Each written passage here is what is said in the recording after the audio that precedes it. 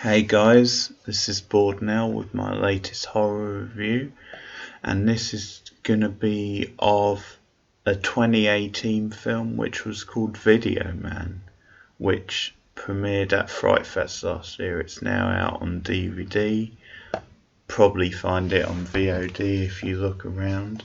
So this is a very low budget, I guess I'd call it a mix of sort of a quirky sort of satire, black comedy.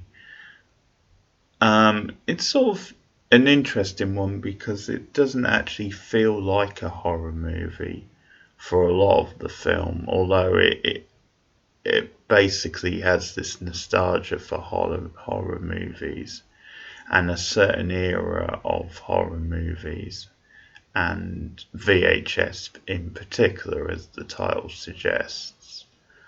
But it's, yeah, as it goes on, it becomes a bit more like a horror movie, particularly the end. But it's directed by Christian A. Soderstrom, classic Swedish name, and it is a Swedish film, so that's no surprise there.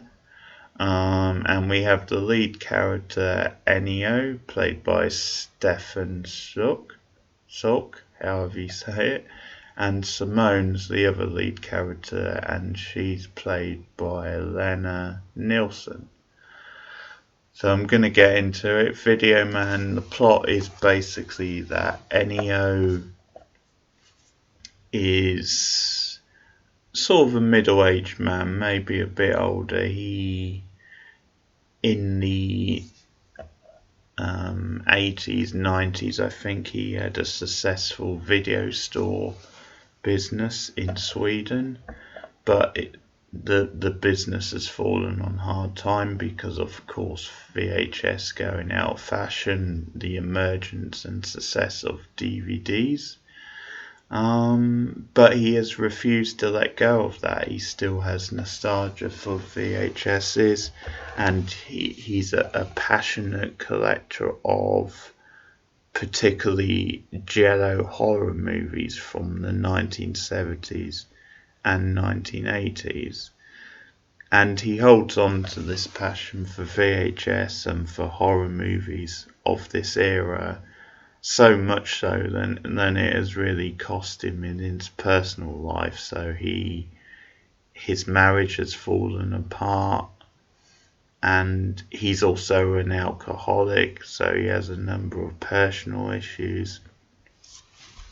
But it's sort of about his passion for VHS and these horror movies, so he plans to start a new video store up again.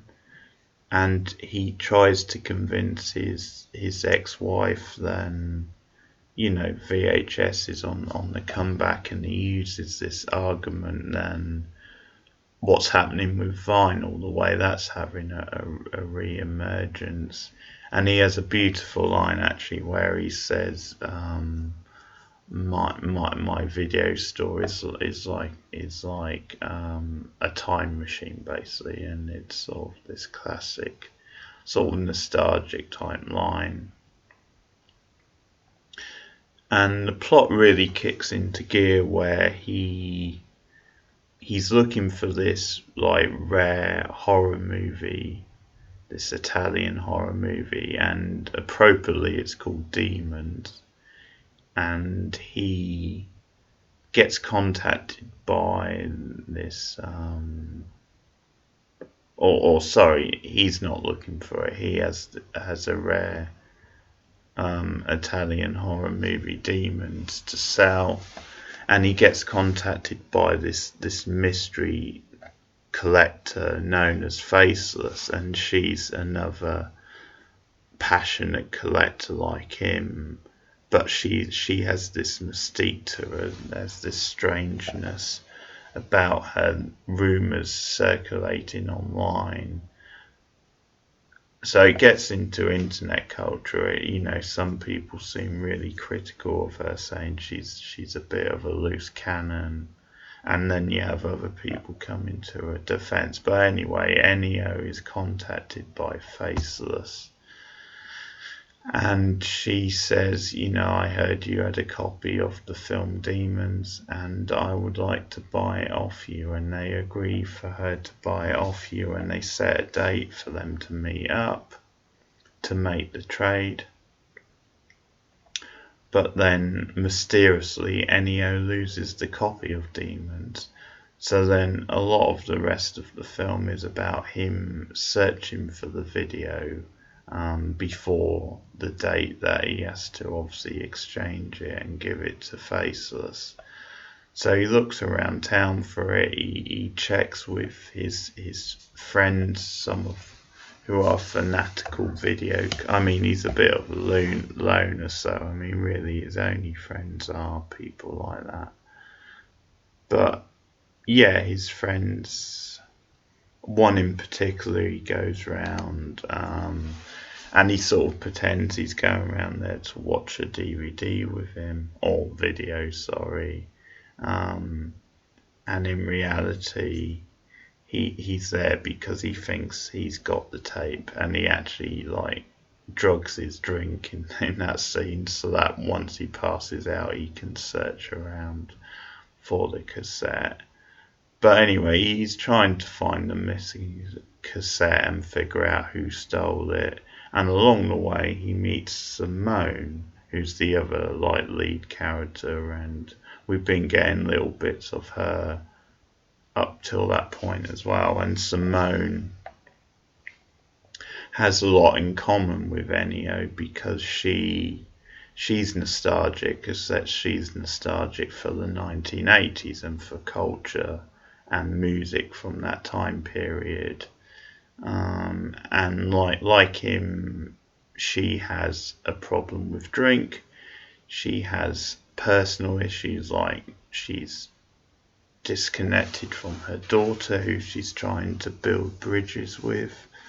And we also see her at work where she's very isolated, but there is a work colleague, a woman who takes an interest in her and socialising, and so we see a bit about her work life and the struggle she has to fit in at work.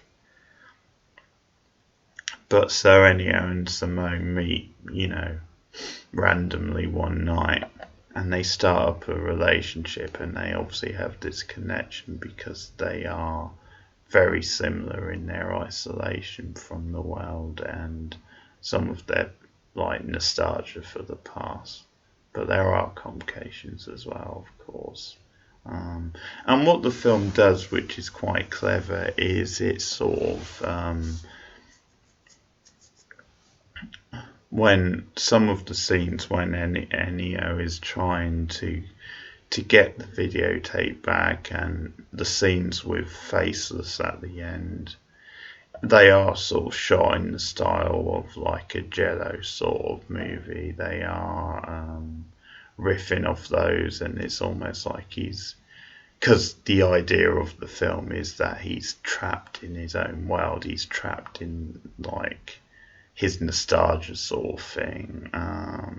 So the idea is that he's lost in these films, in this culture. He has no sense of reality around him. So that's part of the point it's making. Another thing it does, which is quite well done, is that when Simone's on screen, early in the film at least, you get this synth pop music that plays out. So it's, obviously the sort of stuff she likes from the 80s. And on the other side of things, you get as I said, I think the visuals when Ennio's on screen, you get this very distorted, kind of muffled type VHS, very raw and grainy type feel. So as a film, it has good ideas, it has a certain charm for it. I think ultimately, it's more of a parody. It's more sending up people like Ennio and his obsessionness. So I think some of the best scenes are the more comedic scenes. So the stuff where he's like being just ridiculously obsessed. So there's a scene where a girl returns a videotape for one of his like customers, and basically it's been raining, so there's lots. It's very wet, and the case is, and he goes off on her because the case is wet, and he then says, tell your boyfriend there's a charge, stuff like that, and then stuff like, there's probably the funniest moment in the film is when Ennio won't rent out a tape to a client because he's worried about his video player, and he's like, you've got to clean it with a special cleaner first, otherwise it might chew up. So stuff like that, it's very funny because it sends him up, but it's also something which is quite believable with these obsessives. You can sort of believe that. Um, and there's a nice there's these like sort of dream-like sequences where Ennio is talking to his ex-wife, and he's like trapped in like a TV screen, and in the last one they're talking about the past and remembering fondly a family trip they were on, when they were at their most happy. And I think that's kind of a bit like his nostalgia for the films and VHS is this sort of nostalgia for obviously a happier time in their relationship. So stuff like that I like because it was quite sort of surreal, and it tied into the themes of the film.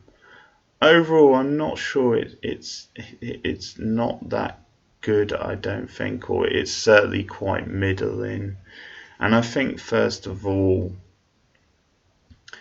I think it's a little slow, and I think it never quite settles on whether it wants to be a satire or a bit of fun, or whether it wants to be more of a straight up horror or just a straight drama, because obviously it tries to engage you in these people's lives. So I don't think it quite gets the balance right. I think the other problem, I think it's a bit overextended also, I'd say. I think it might have worked better as a short sort of feature. And I think style wise, I think there is this problem where it's obviously like nostalgic for the VHS and for that style and that era.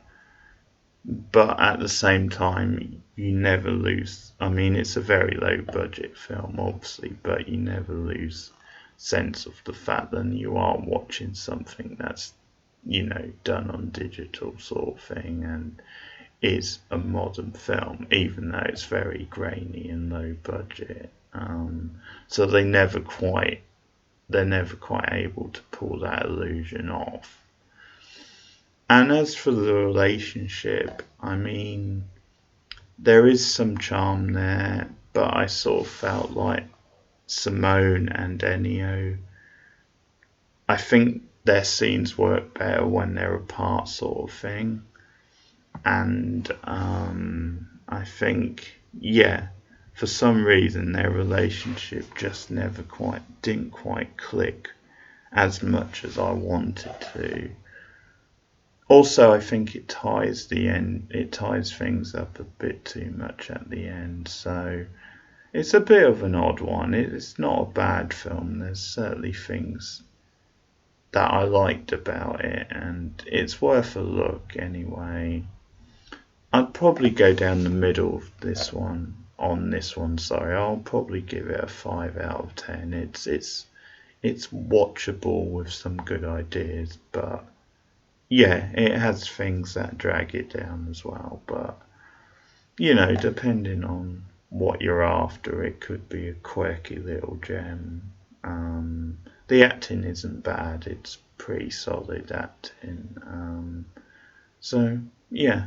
mediocre probably, or in the middle anyway. But yeah, probably worth. It's certainly not for a 5 out of 10. It's certainly not bad. So worth taking a look at anyway. That is Videoman, and I will be back with another horror movie review soon. Goodbye.